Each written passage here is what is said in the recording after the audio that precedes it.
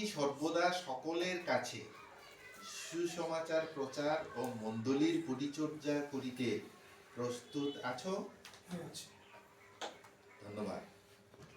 তুমি কি শাস্ত্র পাঠ, প্রার্থনা ও দরিদ্র পীড়িতদের তত্ত্বাবধান করিতে সর্বদা সচেষ্ট থাকিবে? ধন্যবাদ।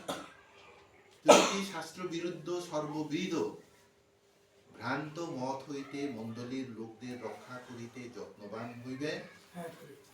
আচ্ছা। তুমি কি জাগতিক লোভ, লালসা, কুবাসনা, হিংসা, বিদ্বেষ প্রভৃতি সর্ববিধ পাপ হইতে নিজেকে পৃথক রাখিতে এবং প্রেম, বিশ্বাস ও পবিত্রতায় বিশ্বাসীদের আদর্শ হইতে চেষ্টা করিবে? আচ্ছা। এখন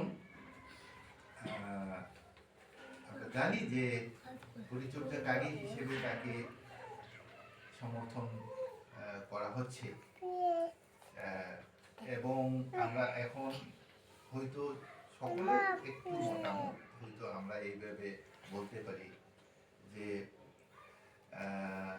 তিনি যে ঈশ্বরের রূপ বলিয়া এই পবিত্র সেবা কার্যে আহুত হইয়াছেন, ইহা জানিয়া আপনারা তাহাকে উপযুক্ত সম্মান এবং তাহার কর্মপ্রযুক্ত তাহাকে প্রেমে অতিশয় সমাদর করিবেন। সাধারণ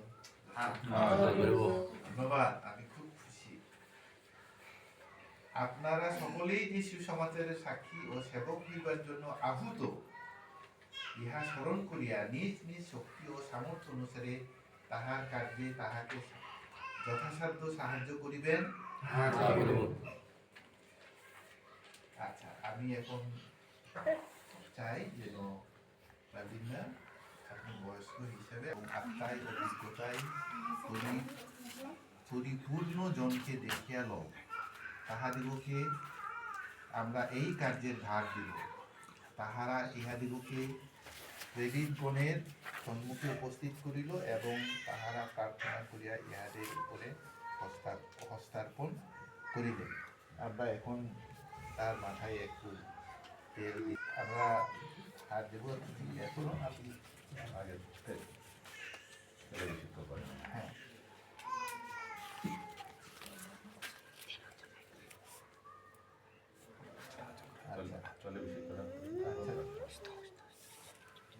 আমি আর নিজে প্রার্থনা উৎসর্গ করিবেন, ইচ্ছা করিলে তৈল অভিষেক। আমি প্রার্থনা করছি, আপনারা এখন হাত দেন সবাই। পবিত্রতম পিতা, তুমি এই বালককে, এই যুবককে আহ্বান করেছ তোমার সেবক হিসেবে। এখন প্রভু তুমি তার সেবক হওয়ার যোগ্যতা, দক্ষতা এগুলো তুমি তাকে দান করো এবং সে যেন তোমার উপর সম্পূর্ণ নির্ভর করে তার পরিচর্যা কাজ সাধন করতে পারে, সে অনুগ্রহ প্রভু তুমি তাকে দান করো। প্রভু তার পরিবারের সঙ্গে, তার সঙ্গে এবং সে যে মণ্ডলী